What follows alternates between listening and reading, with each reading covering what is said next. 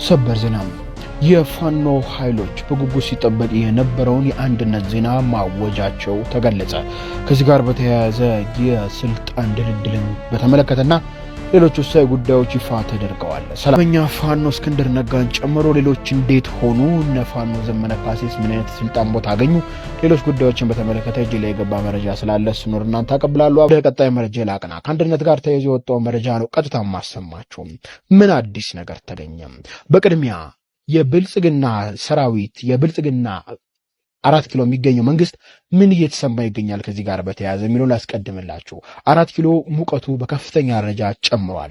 ጠቅላይ ሚኒስትር ዶክተር አብይ አህመድ አማካሪ ሆነው እየሰሩ የሚገኙት ዲያቆን ዳንኤል ክብረት አንድ ጉዳይ አንስተዋል። ከፋኖ አንድነት ጋር በተያያዘ የጠቅላይ ሚኒስትሩ የተረት ተረትና የስድብ አማካሪ የሆኑ የሚገኙት አቶ ዳንኤል ክብረት ከዚህ ቀደም ፋኖ አይሰባሰብም፣ ፋኖ አንድ አይሆንም፣ እንደ ባቢሎን ግንብ ቋንቋው ተደበላልቋል ሲሉ እንደነበር የሚታወስ ነው።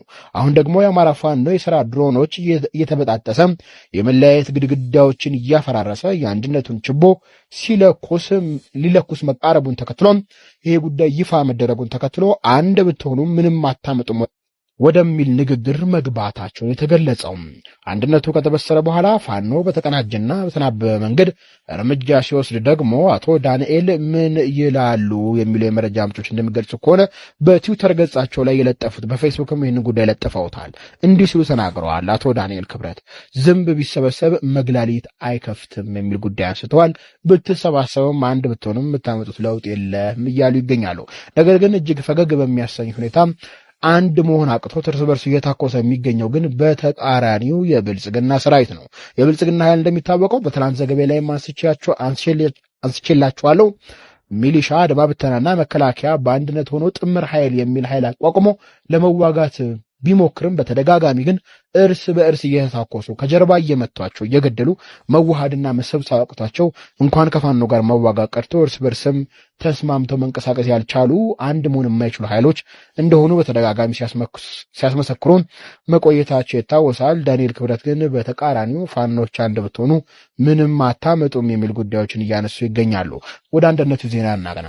አንድነቱ ዜና እንግዲህ ይፋ እየተደረገ ይገኛል። የአማራ ፋኖ ህዝባዊ ድርጅት ከሰሞኑን ከአማራ ፋኖ ህዝባዊ ኃይል ጋር ከፍተኛ ውይይት እየተደረገ እንደሚገኝ ከፍተኛ አመራሮቹ በተደጋጋሚ ሲገልጹ መቆየታቸው ይታወሳል።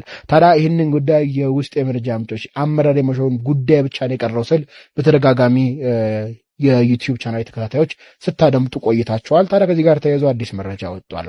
ፋኖ እስክንድር ነጋ በተደጋጋሚ የስልጣን ረድፉን በከፍተኛ አመራርነት ለመምራት ፍላጎት እንዳላቸው ሲገልጹ መቆየታቸው ይታወሳል።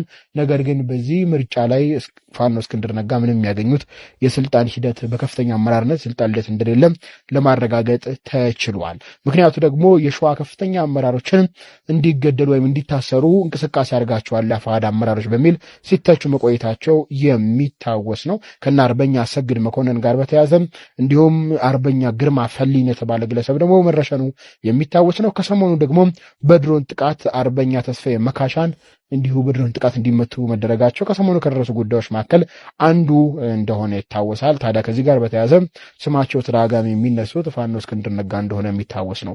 ይህንን ጨምሮ በሌሎች ጉዳዮች ምክንያት እንግዲህ ፋኖ እስክንድር ነጋ ስልጣንም እንዳልሰጣቸው የተሰማ ሲሆን የስልጣኑ እርከን ታዲያም በዋናነት ፋኖ ዘመነ ካሴ ከፊት ሆኖ እንዲመራው የተገለጸ ሲሆን በምክትልነትና በጦር አዛዥነት ደግሞ ምሬ ወዳጆ የወሎን እዝ በአፋብኃ ላይ የመራ የሚገኘው ምሬ ወዳጆ እንዲመራው ከሱ ጋር ደግሞ አብሮ ደግሞ ፋኖ መከታው የሸዋው መሪ እንዲመራ እንደተመረጠ ተገልጿል። በተመሳሳይ የጎንደር አመራሮችም እነ ፋኖ ሀብቴ በተመሳሳይ የስልጣን እርከን ላይ እንዲቀመጡ የተደረገበት ሁኔታ እንዳለ ነው ለማረጋገጥ የተቻለው። ከዚህም በተጨማሪ ዝርዝር የሆነ ደግሞ ከእነሱም በታች ደግሞ እንደሚታወቀው የጦር አደራጀት እጅግ ከፍተኛና በአመራርና በፖለቲካ ዘርፍ ከፍተኛ ቁጥር ያለው ህዝብ የሚፈልግ መሆኑን ተከትሎ ሁሉንም በእርከኑ የመስጠት ተግባር መከናወኑ ነው እየተገለጸ የሚገኘው። አሁን እጃችን ላይ የገባው መረጃ በዋናነት በሚገኙበት ከፍተኛ አመራርነትና በጦር አዛዥነት የሚመሩ ግለሰቦችን መሆኑ ተሰምቷል። ከዚህ ጋር በተያያዘ እንድታውቁልኝ የፈለኩት ነገር ፋኖ ዘመነ ካሴ በመሪነት እንደተመረጠ፣ ፋኖ እስክንድር ነጋ ደግሞ ከከፍታ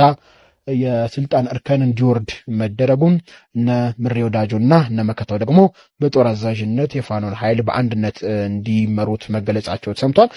እንግዲህ ሁለቱ ስሞች ወደ አንድ የሚመጡበት ጉዳይ ሲያስፈልግ ነበር የሚታወቅ ነው። የአማራ ፋኖ ህዝባዊ ድርጅትና አፋብኃ የሚለው ስም የአማራ ፋኖ ህዝባዊ ድርጅት ብሔራዊ ኃይል የሚለው በአንድነት ተጣምሮ አዲስ ስም መውጣት ስላለበት ለሱ ደግሞ የአማራ ፋኖ ጠቅላይ መመሪያ በሚል እንደሚመጡ ነው እየተሰማ የሚገኝ። ምናልባት መጨረሻ ላይ ሀሳብ ተቀይሮ ሌላ ስም ካልሰጠ አሁን በአንድነት የሚጠሩበት ስም የአማራ ፋኖ ጠቅላይ መምሪያ እንዲባል ተስማምተዋል የተባለው። ከዚህም በተጨማሪ በአመራር ደረጃ የሚገኘው ነገር ግን አብዛኛው መጠናቀቁ ነው የተገለጸው።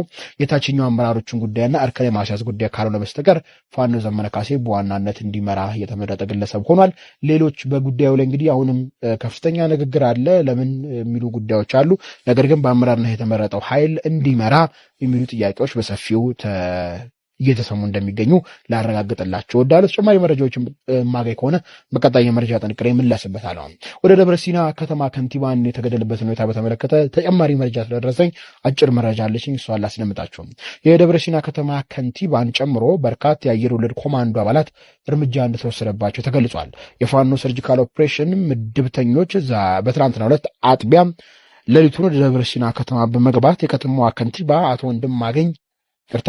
አቶ ወንድም ሲገኝ ማሙዬም መግደላቸውን ለዛሬው ሚዲያ ለማረጋገጥ ችሏል። የኦህዴድ መሩ ብልጽግና ስርዓት በሸዋ ቀጠና ሰፊ ወረራ አቀዳጥቶ ሲንቀሳቀስ መንገድ በመምራትና ጥቆማ በመስጠት ህዝቡን በማስገደልና የድሮን ጥቃት ሁሉ እንዲፈጸም በማድረግ በዋናነት ስማቸው የሚጠቀስ ግለሰብ ናቸው። በማዘረፍ ብሎም ሀብት ንብረቱም በማስወደም ለአገዛዙ ሲላላኩ ነበሩ ብላቸዋል። እኚህ ግለሰቦች አሁንም ከዚህ እኩይ ድርጊታቸው በቀጠሉ ባንዳዎች ላይ ፋኖ የሚወስነው እርምጃ አጠናክሮ እንደሚቀጥል ተናግሯል። ከከንቲባው ተጨማሪ እንግዲህ በርካታ የአየር ወለድ ኮማንዶ አባላት መገደላቸው ታውቋል። በትናንት ዘገቤ ላይ እንደተገደሉና እንደ ህይወታቸውን እንዳጡ እንጂ በምን አይነት መልኩ እንደተገደሉ መረጃ ስላላቀበልኩ ነው መረጃ ይዤ የመጣሁት።